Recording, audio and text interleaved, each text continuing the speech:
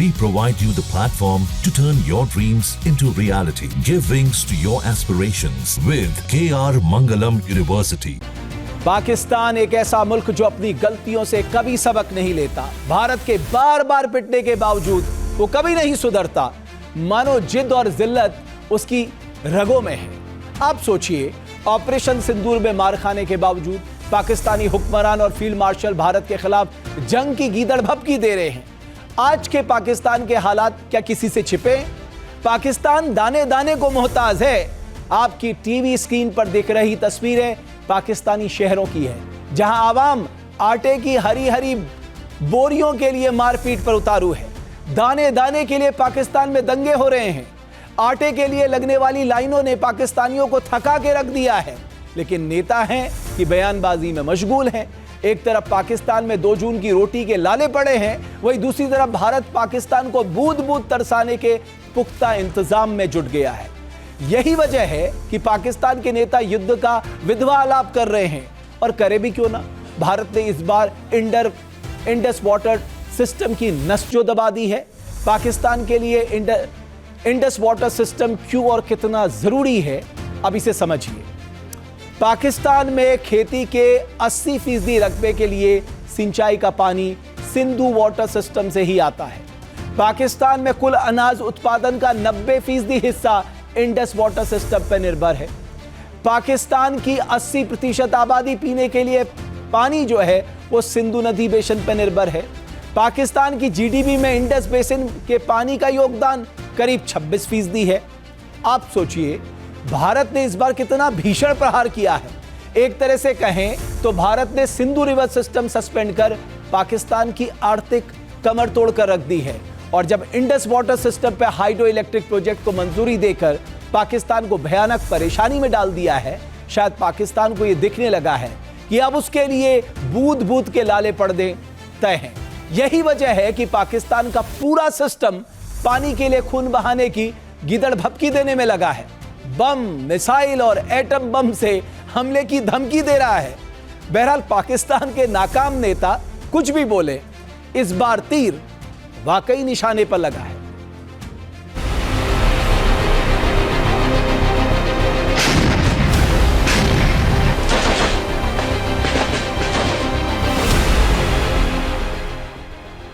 Operation सिंदूर में हिंद की सेना से पिटने के बावजूद पाकिस्तान सुधरा नहीं है।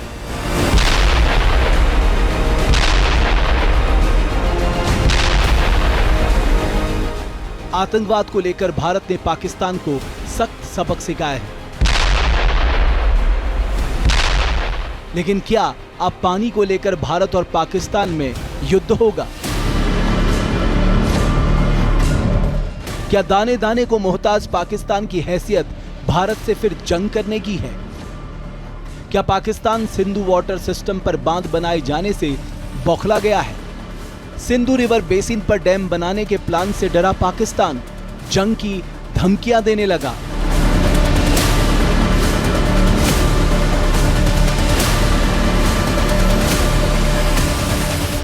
सूखे डैम, बूंद बूंद पानी को तरसती झेलम नदी और दरियाए चिनाब। 23 अप्रैल 2025 के बाद पाकिस्तान में मौजूद सिंधु रिवर बेसिन में सूखे जैसे हालात हो गए हैं।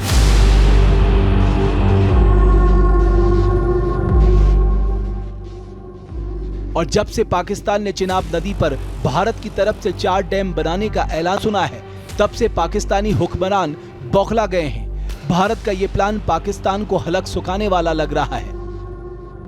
22 अप्रैल को पहलगाम में हुए कायराना आतंकी हमले के बाद भारत ने इंडस वाटर ट्रीटी को स्थगित कर दिया था।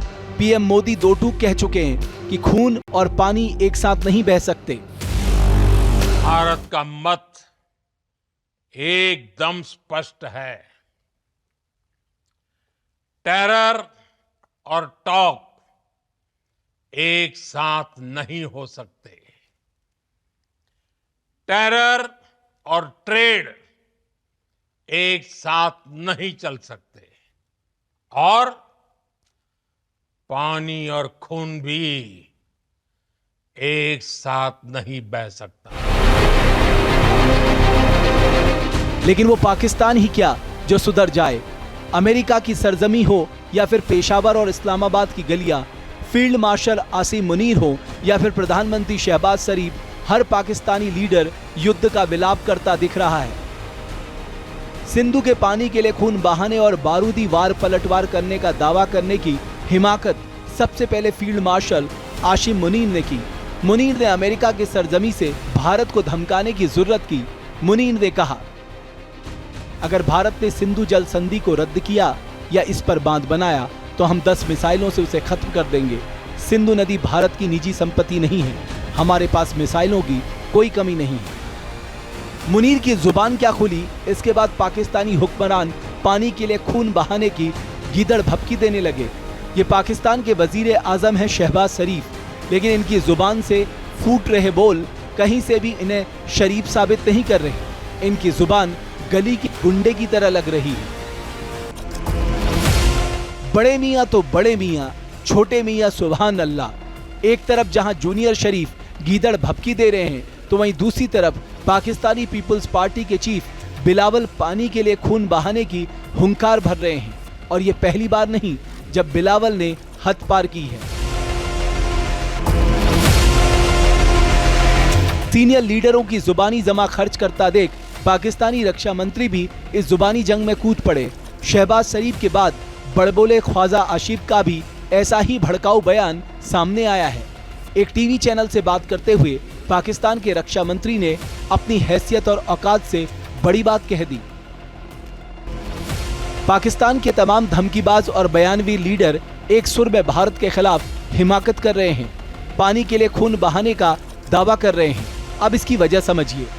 पाकिस्तान के साथ इंडस वाटर ट्रीटी स्थगित होने के बाद भारत सरकार ने एक बड़ा कदम उठाया है और जो जम्मू कश्मीर के रामबन में सावलाकोट हाइड्रो पावर प्रोजेक्ट है उसको भारत सरकार एक बार फिर शुरू करने जा रही है। और इसको लेकर एनएचपीसी ने एक ई टेंडरिंग जो है उसका नोटिस यहां पर निकाल दिया है। अगर हम इस प्रोजेक्ट की बात करें तो ये जम्मू कश्मीर का सबसे बड़ा प्रोजेक्ट है।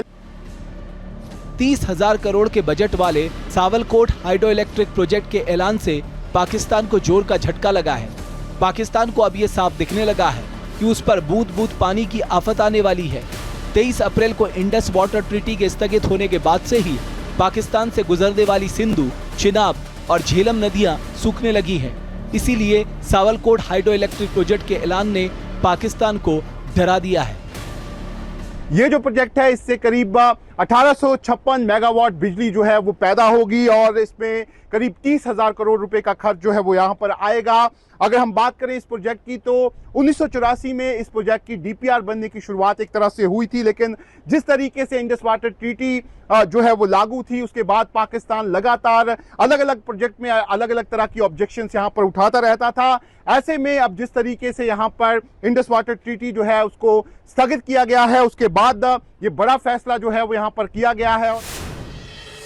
जहाँ भक्ति है हर शब्द में, कथाओं में छुपे हैं दिव्य रहस्य और ज्योतिष देता है जीवन को दिशा। धर्म से जुड़ी हर बातों को जानने के लिए हमारे चैनल स्तुति को सब्सक्राइब करें।